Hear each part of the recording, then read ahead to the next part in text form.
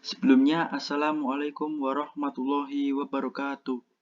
Yang terhormat, Ibu Belina Yunitasari selaku dosen pembimbing matkul Fisika 2 dan teman-temannya saya banggakan. Di sini saya dari kelompok 13 yang beranggotakan yang pertama, Menandri Ahmad Fauzi NIM akhiran 058 dan yang kedua Abrar Fani Mumtazah dengan NIM akhiran 067. Di sini kami akan membahas mengenai bab fisika. Yang pertama adalah induksi, capacity, dan reactivity, dan yang kedua adalah tegangan RLC. Langsung saja, next.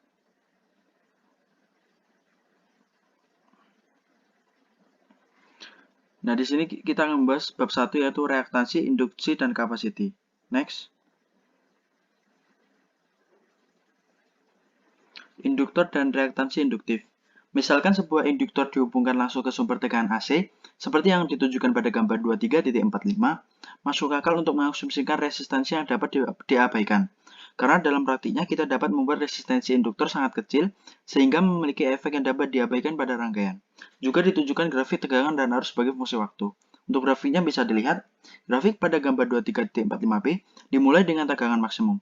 Perhatikan bahwa arus dimulai dari 0 dan naik ke puncaknya setelah tegangan yang menggerakkannya. Seperti halnya ketika tegangan DC dinyalakan di bagian sebelumnya. Ketika tegangan menjadi negatif pada titik A, arus mulai berkurang. Itu menjadi 0 pada titik B, di mana tegangan paling negatif. Arus kemudian menjadi negatif, lagi mengikuti tegangan. Tegangan menjadi positif pada titik C dan mulai mengurangi arus negatif. Pada titik D, arus melewati 0 tepat ketika tegangan mencapai puncak positifnya untuk memulai siklus lain. Next.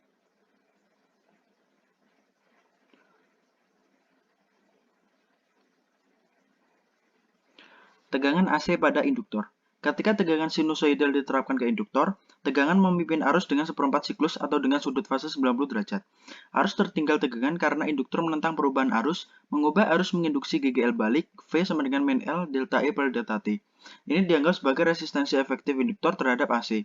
Arus RMSI melalui induktor L diberikan oleh versi hukum Ohm, di mana V adalah tegangan RMS melintasi induktor dan XL didefinisikan sebagai I sama dengan V per XL dan XL sama dengan 2pi FL.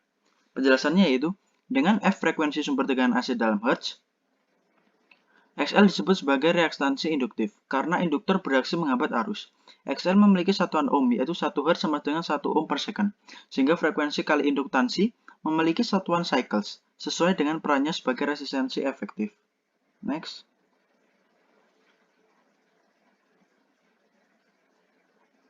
Kesimpulan, induktor bereaksi sangat berbeda pada dua frekuensi yang berbeda. Pada frekuensi yang lebih tinggi, reaktansinya besar dan arusnya kecil, konsisten dengan bagaimana induktor menghambat perubahan yang cepat. Jadi, frekuensi tinggi paling terhambat. Induktor dapat digunakan untuk menyaring frekuensi tinggi. Misalnya, induktor besar dapat dipasang seri dengan sistem reproduksi suara atau seri dengan komputer rumah Anda untuk mengurangi output suara frekuensi tinggi dari speaker atau lonjakan daya frekuensi tinggi ke komputer. Next.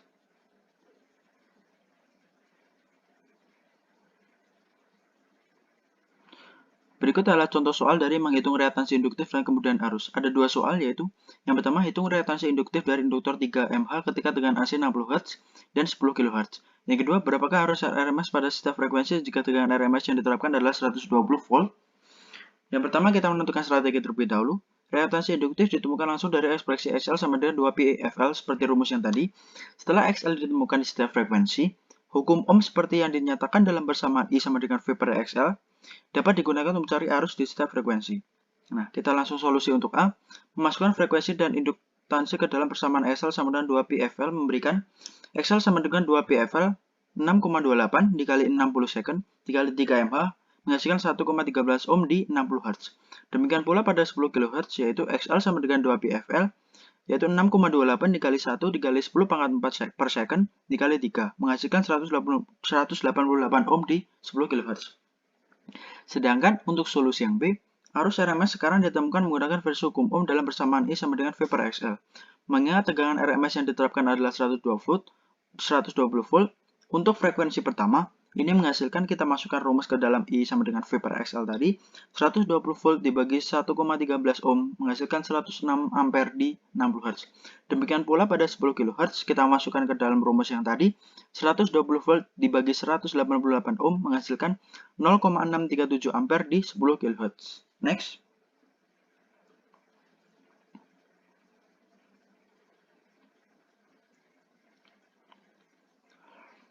Kapasitor dan reaktansi kapasitif. Grafik pada gambar 23.46 dimulai dengan tegangan maksimum melintasi kapasitor. Arus nol pada titik ini karena kapasitor terisi penuh dan menghentikan aliran. Kemudian tegangan turun dan arus menjadi negatif saat kapasitor dilepaskan. Pada titik A, kapasitor telah benar-benar kosong, Q sama dengan 0 di atasnya, dan tegangan yang melewatinya adalah 0. Arus tetap negatif antara titik A dan B, menyebabkan tegangan pada kapasitor terbalik. Ini selesai pada titik B, di mana arus 0 dan tegangan memiliki nilai paling negatif. Arus menjadi positif setelah titik B, menetralkan muatan kapasitor dan membawa tegangan ke 0 pada titik C, yang memungkinkan arus mencapai maksimum. Antara titik C dan D, arus turun menjadi 0 saat tegangan naik ke puncaknya, dan proses ini akan dilakukan secara berulang. Next.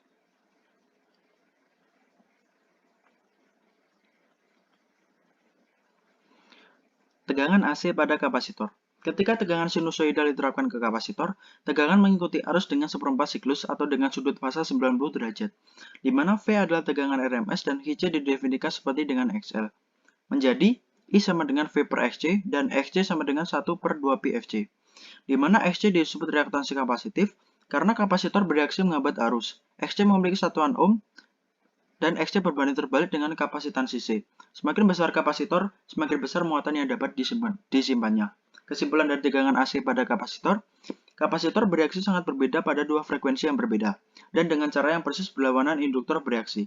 Pada frekuensi yang lebih tinggi, reaktansinya kecil dan arusnya besar. Kapasitor menyukai perubahan, sedangkan induktor menentang perubahan. Kapasitor paling menghambat frekuensi rendah karena frekuensi rendah memungkinkan mereka mengisi daya dan menghentikan arus. Kapasitor dapat digunakan untuk menyaring frekuensi rendah.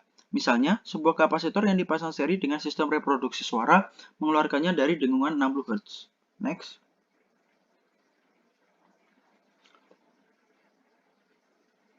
Resistor dalam rangkaian AC. Sebagai pengingat, perhatikan gambar 23.47 di bawah ini yang menunjukkan tegangan AC yang diterapkan pada resistor dan grafik tegangan dan arus versus waktu. Tegangan dan arus persis dalam fase.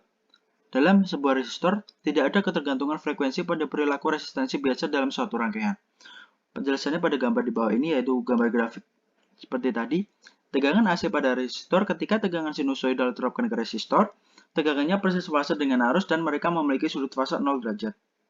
Next.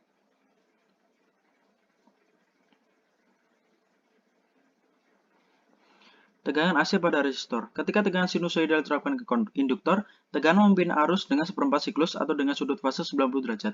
Arus tertinggal tegangan karena induktor menentang perubahan arus. Mengubah arus menginduksi GGL balik, V sama dengan min L delta I pada delta T. Ini dianggap sebagai resistensi efektif induktor terhadap AC. Arus RMS I melalui induktor L diberikan oleh versi hukum Ohm, di mana V adalah tegangan RMS melintasi induktor dan XL didefinisikan sebagai I sama dengan V per XL dan XL sama dengan 2 pi FL.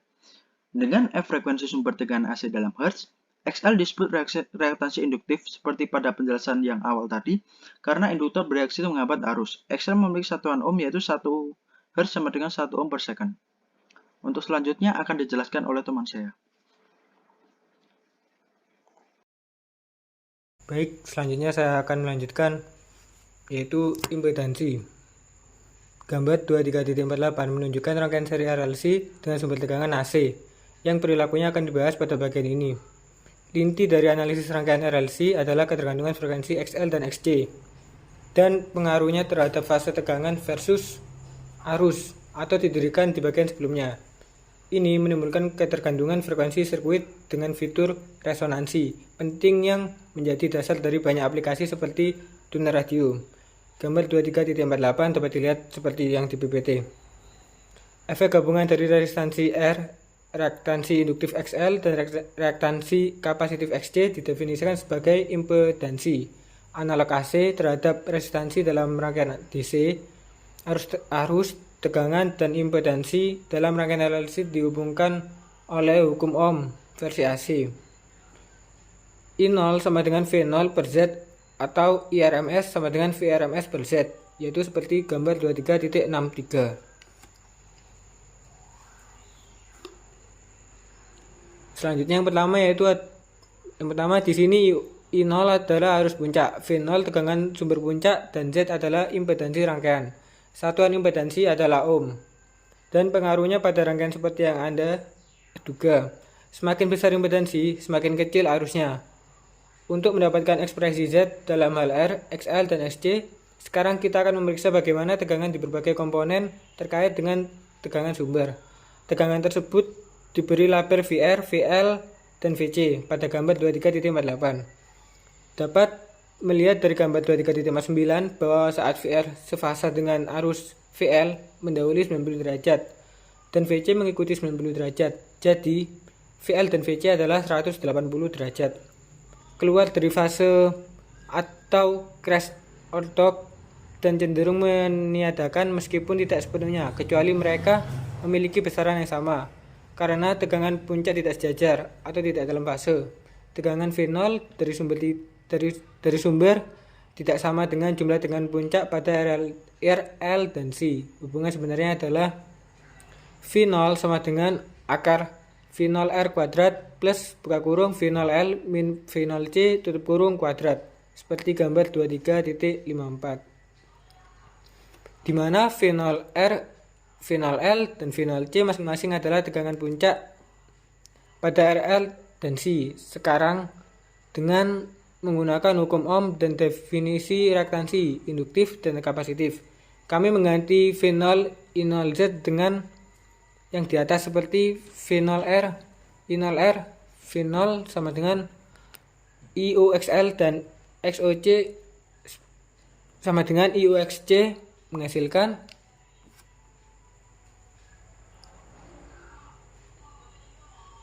I0Z sama dengan akar I0 kuadrat R kuadrat plus buka kurung I0XL min I0XC tutup kurung kuadrat sama dengan I0 akar R kuadrat plus buka kurung XL min XC tutup kurung kuadrat, seperti gambar 23.65. I0 dibatalkan untuk menghasilkan ekspresi untuk Z. Z sama dengan akar R kuadrat plus buka kurung XL min XC tutup kurung kuadrat, seperti gambar 23.66. Yang merupakan impedansi rangkaian AC seri RLC. Untuk rangkaian tanpa resistor, ambil R sama dengan 0. Untuk yang tidak memiliki induktor, ambil XL sama dengan 0. Dan bagi mereka yang tidak memiliki kapasitor, ambil XC sama dengan 0. Gambar 23.59 dapat dilihat di PPT yang ada. Selanjutnya itu ada resonansi dalam rangkaian AC seri RLC. Reaktansi bervariasi menurut frekuensi, dengan XL besar pada frekuensi tinggi dan XC besar pada frekuensi rendah, seperti yang telah kita lihat pada 3 contoh sebelumnya. Pada beberapa frekuensi menengah V0, reaktansi akan sama dan meniadakan menghasilkan Z sama dengan R. Ini adalah nilai minimum untuk impedansi dan nilai maksimum untuk IRMS. Kita bisa mendapatkan ekspresi untuk F0 dengan mengambil XL sama dengan XC, mengganti definisi dan XC XL 2pi F0L sama dengan 1/2pi F0C. Memecahkan ungkapan ini untuk hasil I0 F0 sama dengan 1/2pi akar LC, di mana F0 adalah frekuensi resonansi dari rangkaian seri RLC. Ini juga merupakan frekuensi alami di mana rangkaian akan berosilasi jika tidak digerakkan oleh sumber tegangan. Pada F0, efek induktor dan kapasitor hilang, sehingga Z sama dengan R, dan IRMS maksimum. Resonansi dalam rangkaian AC analog dengan resonansi mekanis, di mana resonansi didefinisikan sebagai osilasi paksa. Dalam hal ini, dipaksa oleh sumber tegangan sampai pada frekuensi alami sistem. Penerima di radio adalah sirkuit RLC yang berosilasi paling baik pada F0-nya. Kapasitor variabel sering digunakan untuk mengatur F0 untuk menerima frekuensi yang diinginkan dan menolak yang lain. Gambar 23.50 adalah grafik arus sebagai fungsi frekuensi, menggambarkan puncak resonansi pada RMS pada F0. Kedua kurva tersebut untuk dua sirkuit yang berbeda, yang hanya berbeda dalam jumlah resistansi di dalamnya. Puncaknya lebih rendah dan lebih luas untuk sirkuit dengan resistansi lebih tinggi.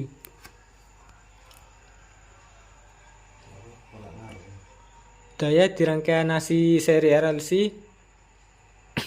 Jika arus bervariasi dengan frekuensi dalam rangkaian RLC, maka daya yang dikirim juga bervariasi dengan frekuensi. Tetapi, daya rata-rata bukan sekedar arus dikali tegangan, seperti pada rangkaian resistif murni. Cos sudut fase sama dengan R per Z. Misalnya pada frekuensi resonansi atau rangkaian resistif murni, Z sama dengan R, sehingga cos sudut fase sama dengan 1. Ini menyiratkan bahwa sudut fase sama dengan 0 derajat, dan tegangan dan arus dalam fase seperti yang diharapkan untuk resistor pada frekuensi lain. Daya rata-rata lebih kecil daripada resonansi. Ini karena tegangan dan arus tidak sefasa dan karena IRMS lebih rendah. Fakta bahwa tegangan dan arus sumber keluar dari fase mempengaruhi daya yang dikirim ke rangkaian. Dapat ditunjukkan bahwa daya rata-rata adalah PAV sama dengan IRMS dikali VRMS cos sudut fase. Jadi, cos sudut fase disebut faktor daya yang dapat berkisar dari 0 hingga 1. Faktor daya mendekati 1 diinginkan ketika merancang motor yang efisien. Misalnya, pada frekuensi resonansi, cos sudut fase sama dengan 1. Selanjutnya, daya yang dikirim ke rangkaian AC seri RLC dihamburkan oleh resistansi saja. Induktor dan kapasitor memiliki input dan output energi tetapi tidak menghilangkannya dari rangkaian. Sebaliknya, mereka mentransfer energi bolak-balik satu sama lain, dengan resistor menghilangkan persis apa yang dimasukkan oleh sumber tegangan ke dalam rangkaian. Ini mengasumsikan tidak ada radiasi elektromagnetik yang signifikan dari induktor dan kapasitor, seperti gelombang radio. Radiasi semacam itu dapat terjadi dan bahkan mungkin diinginkan, seperti yang kita lihat di bab selanjutnya tentang radiasi elektromagnetik, tetapi juga dapat diredam seperti yang terjadi di bab ini. Rangkaian tersebut dianalogikan dengan roda mobil yang dikemudikan di atas jalan bergelombang, seperti yang ditunjukkan pada gambar 23.51. Benjolan dengan jarak teratur di jalan dianalogikan dengan sumber tegangan, menggerakkan roda ke atas dan ke bawah. Peredam kejut analog dengan redaman resistansi dan membatasi amplitudo osilasi. Gambar 23.51 dapat dilihat pada PPT.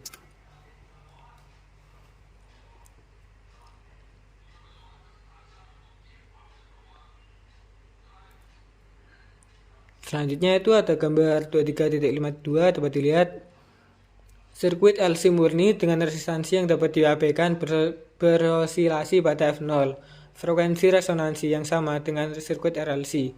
Ini dapat berfungsi sebagai standar frekuensi atau sirkuit jam, misalnya dalam jam digital. Dengan resistansi yang sangat kecil, banyak input energi yang sangat kecil yang diperlukan untuk mempertahankan osilasi. Sirkuitnya dianalogikan seperti mobil tanpa peredam kejut.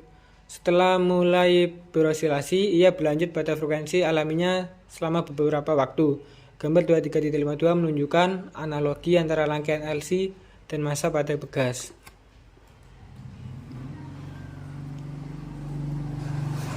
Sekian presentasi dari kelompok kami. Bila ada salah kata, kami mohon maaf. Kurang lebihnya mohon maaf. Wassalamualaikum warahmatullahi wabarakatuh.